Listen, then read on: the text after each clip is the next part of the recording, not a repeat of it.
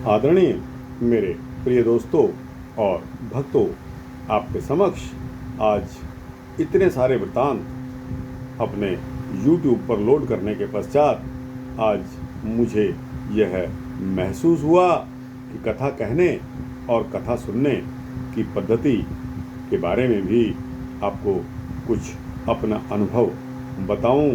तो दोस्तों, यह टॉपिक मिल ही गया कि आज आपको कथा कहने और सुनने की पद्धति क्या है, इसके बारे में मेरा और लेखक आचार्य श्री रामचंद्र जी का क्या अनुभव है। दोस्तों, श्री राम शर्मा आचार्य द्वारा उनके अनुभव आपसे शेयर करना चाहता हूँ। तो दोस्तों, कथा कहने और सुनने की पद्धति का यह वृत्तांत उम्मीद करता हूँ कि आपको पसंद आएगा। और दोस्तों, यह वृत्तांत बिना समय गवाए मैं आपके समक्ष रख रहा हूँ। तो आइए बिना समय गवाए इस वृत्तांत को शुरू करते हैं। दोस्तों, हमारी भारतीय संस्कृति में कथा कहने और कथा सुनने का बहुत ही बड़ा महत्व बताया गया है। हमारे यहाँ पुराण, उपनिषद, महाभारत, भागवत, रामायण आदि के साथ संयुक्त छोटी छोटी अनेकों उपदेश कथाएं हैं। प्रायः हिंदू व्रत त्योहारों के अवसरों पर इन्हें कहने का विशेष महात्म्य माना गया है। प्रत्येक कथा कहानी का निर्माण किसी उद्देश्य विशेष को सम्मुख रखकर किया गया है। वृद्ध सज्जन प्रायः इन्हें बच्चों को सुनाया करते हैं, जिससे हिंदू बालकों में बचपन से ही सात्विक संस्कार डाले जाएं। सत्य बोलना, वचन का पालन करना, कठोर परिश्रम से सिद्धि, दृढ़ संकल्प की महत्ता, दानशीलता, प्रेम, सहानुभूति, सेवा और सहयोग, पात्य तृत्य या पत्नी व्रत, न्यायशीलता आदि को स्पष्ट करने के लिए हमारे भारतीय ऋषियों ने बहुत ही सुंदर बोधगम्य कहानियों का निर्माण किया। आज भी ये कथाएं अनेकों स्थानों पर सुनी और बताई जाती हैं।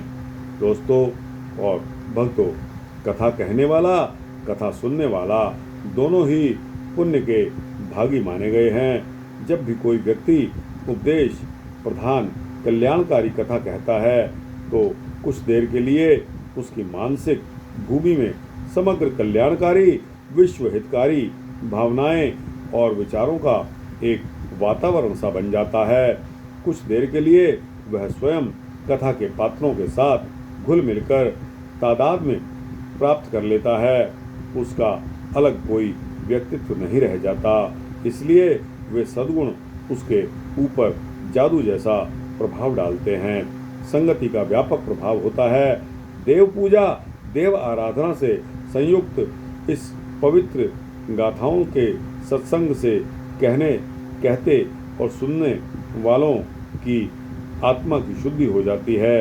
इनके ऊपर समाज के कुसंस्कार नष्ट हो जाते हैं, मनोविकार घट जाते हैं और कथाओं के शुभ संकल्प मजबूत हो जाते हैं। प्रत्येक हिंदू धार्मिक कथा का गुप्त तात्पर्य आत्म कल्याण है। इसी में पवित्र विचारों को सर्वत्र प्रधानता दी गई है। इनमें ऐसे ऐसे रोचक तत्व भरे पड़े हैं कि सुनने वाला बड़ी उत्सुकता से कथा को सुनता चला जाता है। स्त्रियां तो इसमें बेहद ज़्यादा दिलचस्पी लेती हैं। वास्तव में ये हिंदू ऋषियों के मस्तिष्क के चमत्कार ही हैं, जिनमें ज्ञान उपदेश, भक्ति ज्ञान, तप, कर्म की सद शिक्षाएं भरी पड़ी हैं।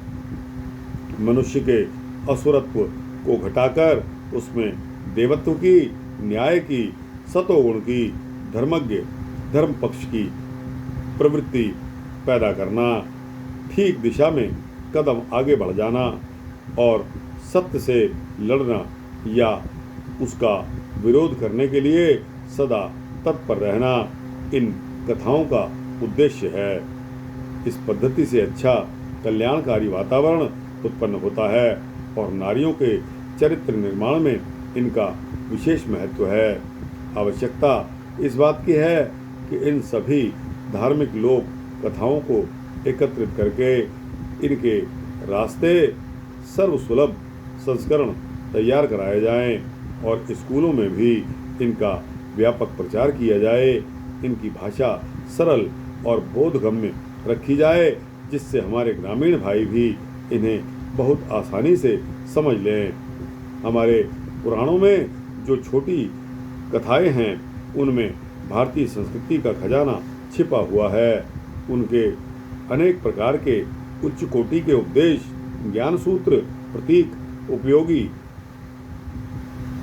तत्व इनमें भरे पड़े हैं। हमारे पुराणों में हमारे उन पूर्वजों की यशोगाथाओं का संग्रह है, जिनसे हमारा संस्कारों और रक्त का संबंध है। वे स्वभावतः हमारे प्रिय हैं। उनका प्रभाव केवल हमारे मस्तिष्क पर ही नहीं, हमारे हृदय पर भी पड़ता है। यदि हम पुराणों की कथाओं को ही सुनते और सुनाते जाएं, तो उन अलौकिक कथाओं के साथ ऐसी कथाएं भी सुनने को मिल जाती हैं जो हमारे अंधकारमय जीवन में प्रकाश उत्पन्न कर देती हैं और इतिहास की कसौटी पर भी सत्य उतरती हैं, खरी उतरती हैं। पुराण स्वयं अपने पाठकों की त्रुटियों को पहचानते और शंकाओं का समाधान करते हैं। उनकी कथाओं को कह और सुनकर जो आनंद और उच्च जीवन के लिए प्रेरणा मिलती है, वह वर्णनातीत है। पौराणिक गाथाएं तो हमारे वे भंडार हैं जिनमें छोटी से छोटी वस्तु से लेकर बड़ी से बड़ी वस्तु एक स्थान पर सरल ढंग से सजा कर रख दी गई है। हम उनके एकमात्र अधिकारी हैं। फिर यदि हम उनकी उपेक्षा करते हैं तो यह हमारा दुर्भाग्य ही समझा जाएगा। दोस्तों, यह विचार जो कथा सुनने और कथा कहने की पद्धति पर मैंने आपके समक्ष रखे, आपको कैसे लगे? अच्छे लगे हों तो इसको लाइक और शेयर करते हुए अपने दोस्तों, भक्तों, मित्रों, जिज्ञासुओं तक भेजना। दोस्तों, अपने कमेंट्स बॉक्स में जाकर अपनी राय अवश्य देना। आपकी राय मेरे लिए बहुत ही कीमती है, बहुत ही बहुमूल्य है। इस चैनल को अगर आप सब्सक्राइब करेंगे तो आपको इसी तरह के सूक्ष्म भक्ति वृत्तांत मिलते रहेंगे।